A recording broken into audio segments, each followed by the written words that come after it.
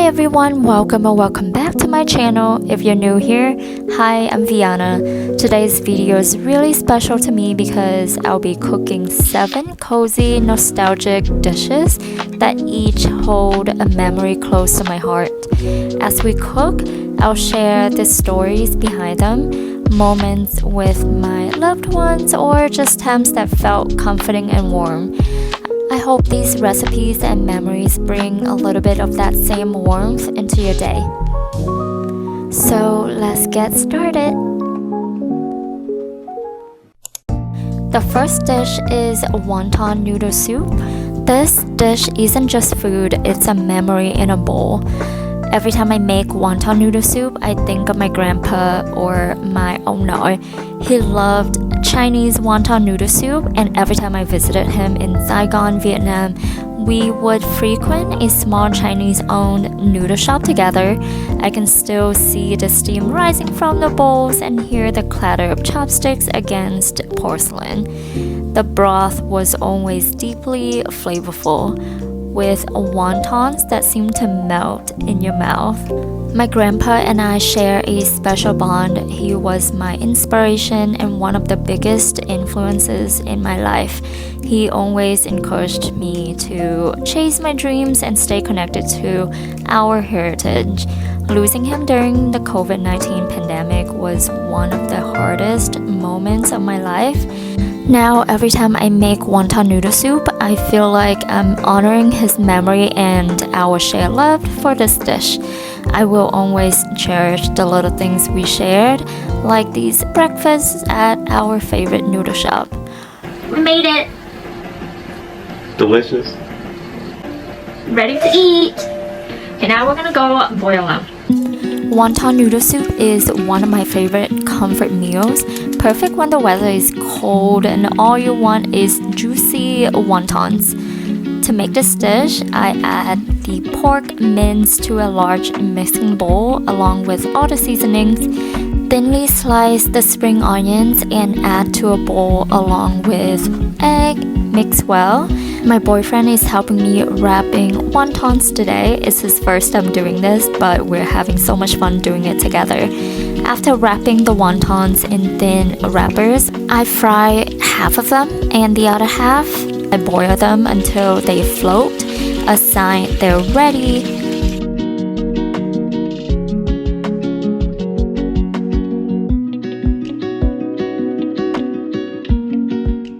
I serve them over egg noodles, topping everything with bok choy, scallions, and a drizzle of soy sauce and chili oil. One slurp, and I'm transported back to those afternoons with my grandpa.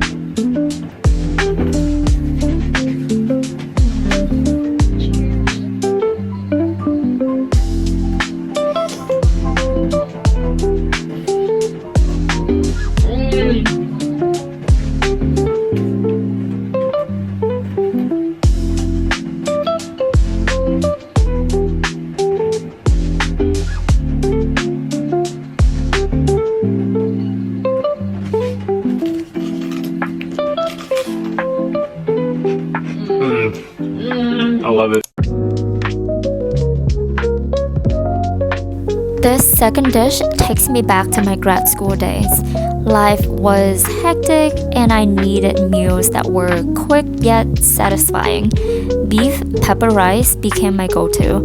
It's simple but hits all the right notes. Savory, not too spicy, and comforting. I remember those nights when I would sit at my tiny desk, surrounded by study guides and notes and empty coffee cups. The sizzle of beef hitting the pan was my little moment of escape. Cooking this dish felt like hitting pause on my otherwise chaotic schedule. To make this, I start by marinating thinly sliced beef in soy sauce, garlic, salt, and pepper, and a little drizzle of sesame oil for 15 minutes. In a hot skillet, I add a little oil and cook the beef quickly over high heat. Once brown, I add a bowl of white rice in the middle, some corn over the top, a generous sprinkle of freshly ground black pepper, and soy sauce ties everything together.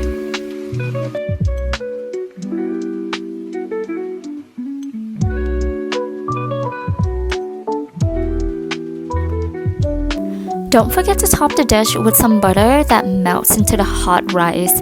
The sizzling sound and the aroma of caramelizing beef take me right back to those long study nights. You have to try this dish.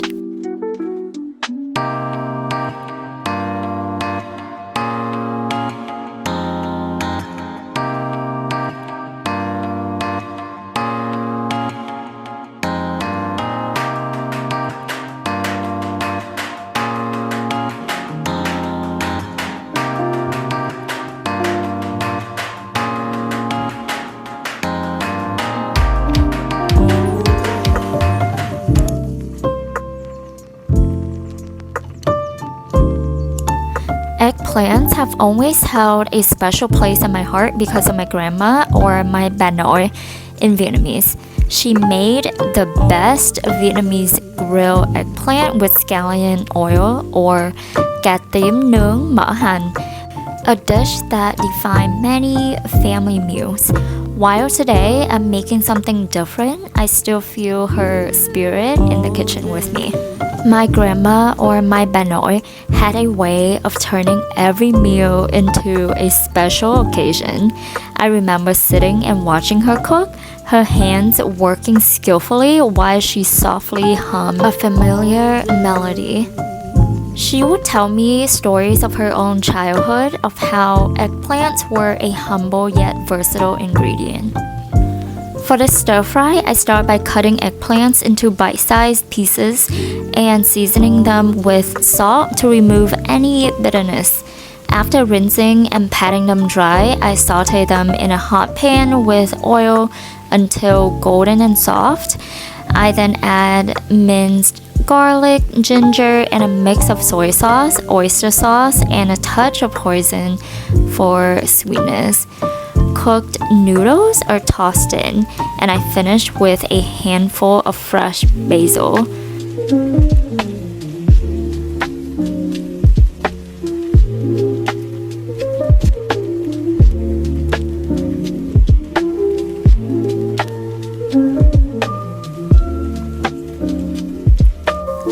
The smoky, slightly sweet flavors blend perfectly, reminding me of my grandma's or my bà nội comforting dishes.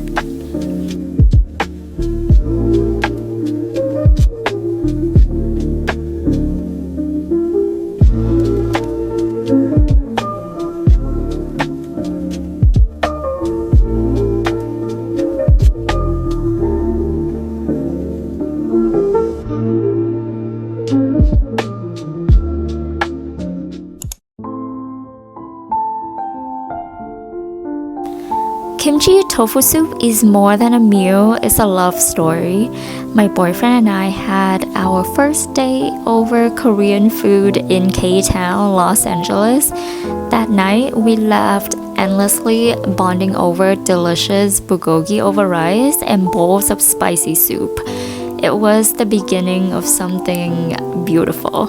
I can still picture the neon lights of the restaurant and the warm glow of our conversation.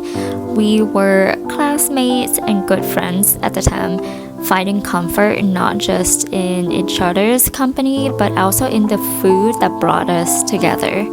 To make this soup, I sauteed diced red onion, minced garlic with marinated chicken, with kimchi, sesame oil, salt, and garlic powder.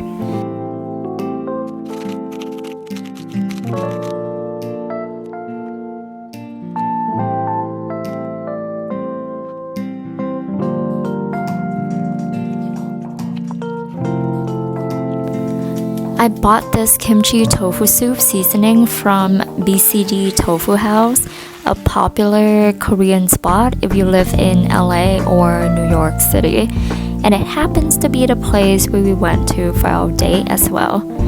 I add the seasoning packet into the broth, then I add chopped cabbage, 2 different kinds of mushroom, tofu skin, and silky tofu.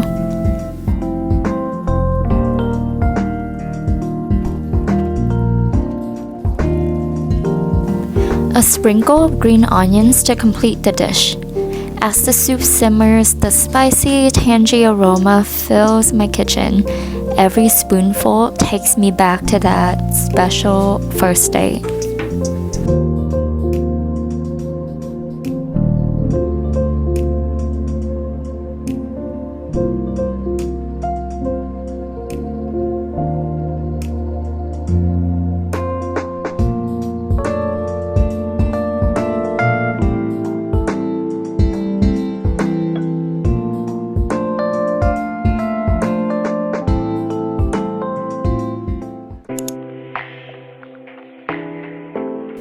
The smell of five spice always makes me feel grounded in my roots.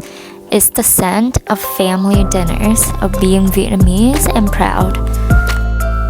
This pairing is one of my favorite comfort meals, especially in the freezing winters of New York City. I picture my grandma moving around in the kitchen. She would always pause to taste the broth, her face glowing with satisfaction when it was perfect. Every ladle she served was filled with love. For the chicken, I marinated in 5-spice powder, soy sauce, brown sugar, and minced garlic for at least half an hour, then saute it with green onions.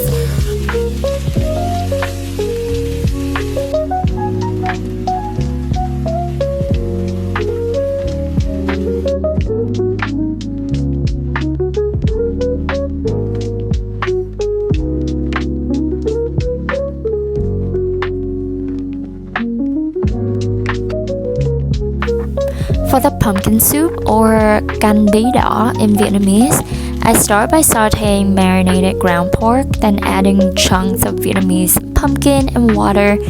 I let it simmer until the pumpkin softens, seasoning with fish sauce and a touch of black pepper. The result is a sweet and savory combination that pairs beautifully with the spiced chicken.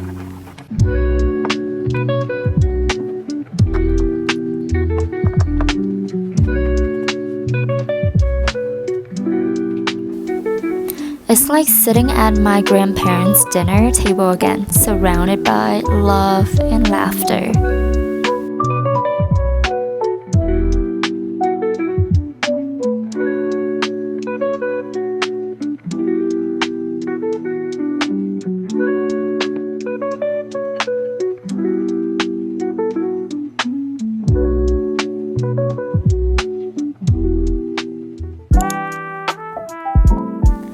Miso noodle soup will always bring back memories of an unexpected adventure in Japan for me. At 19, I missed a flight and ended up stranded in Tokyo for 3 days.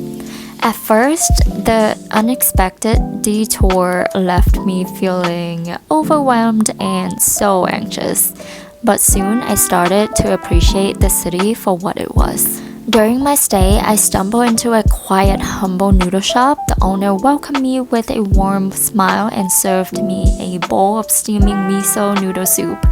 The rich, umami-packed broth was comforting in a way I desperately needed. I make a broth with miso dashi and veggie stock, then add mushrooms, tofu skin, bok choy, and corn.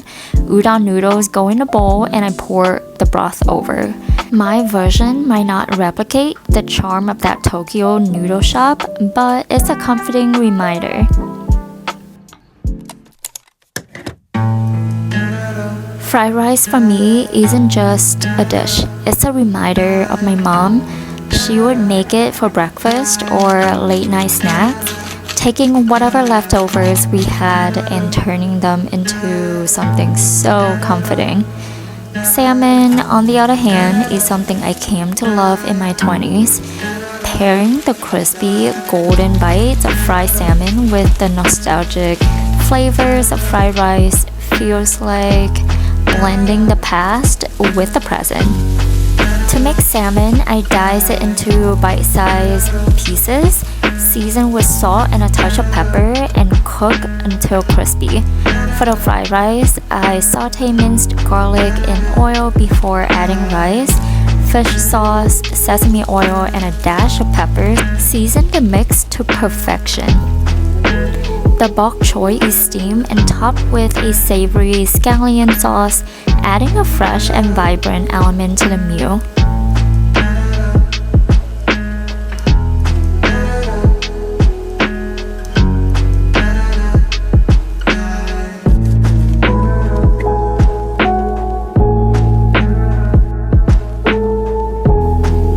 Each bite is a comforting reminder of home and my mom and the simple joys of a well-cooked meal. Each meal this week was more than just food. It brought back memories of the people and moments that I love and adore so much. What about you? Do your meals tell a story?